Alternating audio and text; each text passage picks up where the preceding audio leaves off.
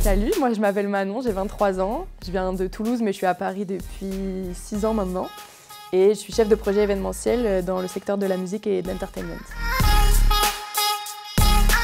Alors moi à l'EIML, j'étais en bachelor marketing et com du luxe. Donc j'ai fait mes 3 ans là-bas et après je suis partie pour le master pour me spécialiser vraiment en événementiel. Les vrais plus de la formation, je dirais qu'on est totalement encadré et tout est centré sur le secteur du luxe.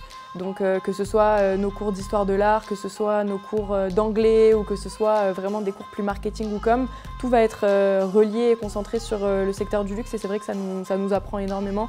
Et tous les à côté comme les séminaires, les ateliers, les conférences où on a affaire avec des vrais intervenants, des vraies personnes du métier et on peut découvrir plein de choses.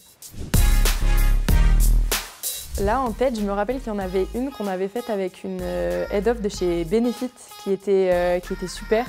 Elle nous avait parlé de plein de choses par rapport à son secteur de métier, la manière dont elle était entrée dans le secteur, etc. Et également avec quelqu'un qui travaillait chez Louis Vuitton, où là, il y avait une énorme masterclass où on avait pu poser plein de questions, échanger vraiment sur la maison déjà Louis Vuitton et tous les à côté, etc., son poste au sein de la maison, et c'était super. Moi du coup je suis chef de projet événementiel et donc mon entreprise s'appelle Inspiration Live Music et nous on s'occupe de l'entertainment et de l'artistique et le musical de gros événements privés principalement.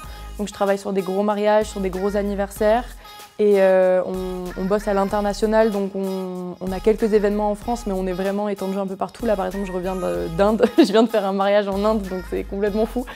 Et donc nous, en fait, nos missions, ça va vraiment être de comprendre ce que veut le client en démarche artistique, ce qu'il attend de la part des artistes qu'on va pouvoir potentiellement amener sur sa prestation, et de gérer en fait toute la logistique et l'artistique de la soirée. Donc ça peut être des vols, des billets d'avion, des réservations d'hôtel, à toute la démarche artistique et la création en tout cas du projet pour l'événement.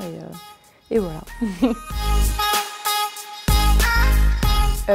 Entre l'alternance et le CDI, c'est vrai que ça a été assez fluide, j'ai eu beaucoup de chance.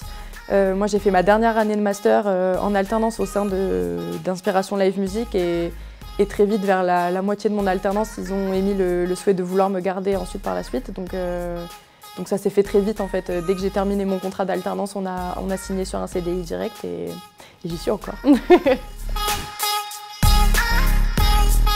Pour moi les atouts, ce serait déjà le côté relationnel.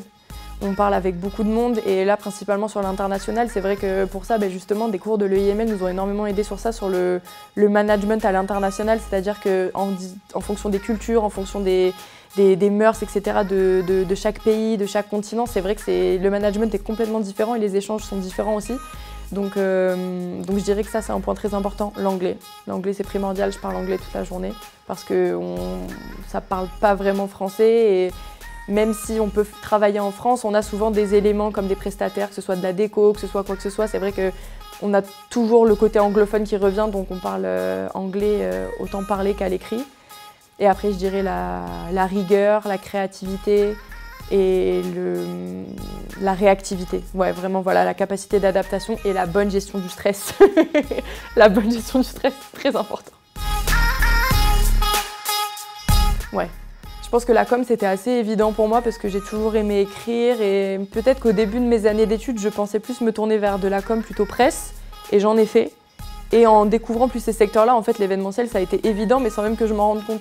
Petite, j'organisais toujours les anniversaires de mes amis, j'organisais les Noëls ou ce genre de choses, mais c'est vrai que j'avais pas encore le lien de me dire « Ah mais je peux peut-être en faire un métier et mettre ça vraiment… mettre mon cœur à l'ouvrage sur des vrais projets. » Donc après, quand j'ai commencé les études, ouais, l'événementiel, c'était un peu évident pour moi.